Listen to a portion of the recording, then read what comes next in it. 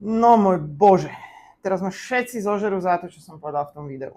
Dáme to vôbec von? Jasné, že dáme a všetci rodičia povinne pozrieť. Každým rokom pribúda viac a viac prípadov, kedy mladí ľudia a deti dostávajú vážne choroby alebo sa im stávajú úrazy.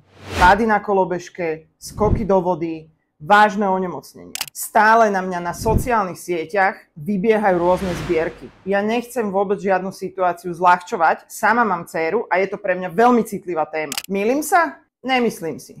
Má tvoje dieťa poistenú invaliditu a vážne choroby? Nemôžeme si to dovoliť, je to drahé, nemáme na to peniaze. Hovno, nemáš iba tie správne informácie. Krytie invalidity 3 eurá mesačne na poistnú sumu 144 000 eur.